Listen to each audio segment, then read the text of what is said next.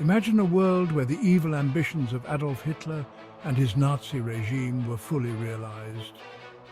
The year is 1945. The echoes of war have faded, but the silence that remains is not one of peace. Instead, we are left to grapple with a chilling question: what if Hitler had won?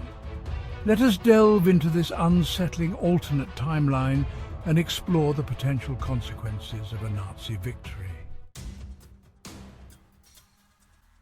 Across the continent, the landscape has been redrawn. Borders that once defined nations have been erased, replaced by the iron lines of the Reich's dominion. From the Atlantic shores of France to the vast plains of Eastern Europe, the swastika flies supreme. Cities that once thrived with their own unique identities now stand under the shadow of the Nazi emblem. With the fall of Britain, the Nazis would have consolidated their control over Europe. The streets, once bustling with life, now echo with the heavy boots of Nazi soldiers, enforcing their brutal regime. Resistance movements, though valiant, would have been gradually extinguished under the boot of the Gestapo. Brave souls who dared to defy the Reich faced relentless persecution, their efforts crushed by the ruthless secret police. The dream of a united Europe, free and prosperous, would have been replaced by a nightmare of subjugation and fear. Families torn apart, communities living in constant dread, the very essence of freedom snuffed out. From the English Channel to the Ural Mountains, a new order would have been imposed. An order built on oppression, where the Reich's authority was absolute and unchallenged. This new order would be a system designed to serve the interests of the so-called Aryan master race. Propaganda would flood the airwaves, indoctrinating the masses with the twisted ideology of racial superiority. The fertile farmlands of Eastern Europe would have been transformed into breadbaskets for the Reich, worked by the forced labor of conquered peoples. Men, women, and even children, toiling under harsh conditions to feed the Nazi war machine. The industries of the conquered nations would have been retooled to fuel the Nazi war machine. Factories that once produced goods for civilian life now churned out weapons and supplies for the Reich's relentless expansion. In this nightmarish scenario, the very soul of Europe, its rich tapestry of cultures, languages, and traditions, would have been systematically eradicated. The vibrant diversity that defined the continent would be replaced by a monolithic, oppressive regime. The world held its breath, suffocating under the grip of the Reich. The hope for liberation seemed a distant dream, as the iron fist of the Nazis tightened its hold on every aspect of life. Within the borders of this expanded Reich, the very air would grow thick with fear and paranoia. The omnipresent surveillance and the constant threat of punishment would create an environment where trust is a luxury no one can afford. Hitler's ideology would have permeated every aspect of life. From the workplace to the home, every conversation, every action would be scrutinized for signs of disloyalty. Education would be warped and twisted, used to indoctrinate the populace with Nazi ideology. Schools would no longer be places of learning but factories of propaganda, churning out loyal followers. Textbooks would be rewritten to glorify the Nazi state and demonize its enemies.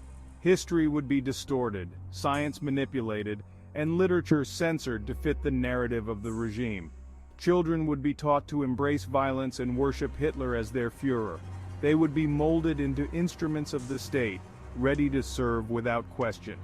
The media would have become a mere mouthpiece for the Nazi Party, spewing forth a constant stream of propaganda. Every newspaper, every radio broadcast would be carefully controlled to ensure the regime's message was the only one heard. Newspapers would be filled with tales of fabricated victories and stories of internal and external enemies. The truth would be a casualty in the war for control over the minds of the people. Radio broadcasts would blare out Nazi speeches, martial music, and carefully crafted news reports. The airwaves would be saturated with the voice of the Führer, leaving no room for dissenting opinions. Dissent would be met with swift and brutal repression. The Gestapo would be ever watchful, ready to crush any hint of opposition with ruthless efficiency. The Gestapo would have crushed any hint of opposition. fear of arrest, torture, and execution would hang over the populace like a dark cloud. The legal system would be perverted into an instrument of Nazi control, laws would be twisted to serve the regime, and justice would be a hollow concept. Judges would preside over kangaroo courts where the accused were deemed guilty before the proceedings even began. Trials would be mere formalities, with verdicts decided in advance. In Hitler's totalitarian nightmare, every aspect of life would be subject to the will of the state. Individuality would be crushed, and the human spirit would be stifled under the weight of oppression. The regime's reach would extend into every corner of existence, leaving no room for freedom or hope. In this chilling alternate timeline, the horrors of the Holocaust would have been magnified. The systematic extermination of Jews would have continued unabated. Imagine the gas chambers of Auschwitz-Birkenau operating at full capacity. The Roma people would have faced a similar fate.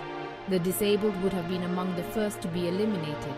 Political opponents, religious dissenters, homosexuals, anyone deemed a threat to the Nazi regime would have been targeted. This genocide would have left an indelible stain on the conscience of humanity. The world would be a colder, crueler place, a testament to the horrors that can be unleashed when hatred and intolerance are allowed to flourish unchecked. Under Nazi rule, the vibrant tapestry of European culture would have been stifled, suffocated, under the weight of oppressive ideology. The Nazis would have sought to impose their own sterile and unimaginative vision upon the world, erasing the diverse and colorful expressions of human creativity. Imagine the great museums of Europe stripped bare, their walls adorned with nothing but sterile Nazi propaganda, devoid of the masterpieces that once inspired millions. The masterpieces of Van Gogh, Picasso, and Chagall would have been confiscated or destroyed, their vibrant colors and bold strokes replaced by the dull uniformity of Nazi-approved art. The world of music would have fallen silent, replaced by the monotonous drone of officially sanctioned marches, the symphonies and operas that once filled concert halls with emotion and beauty, silenced forever. Writers, poets, and playwrights would find themselves forced to choose between conformity and silence, their voices stifled by the fear of persecution. The universities would have become mere factories for producing loyal citizens and skilled technicians, places where free thought and intellectual exploration were replaced by rigid indoctrination.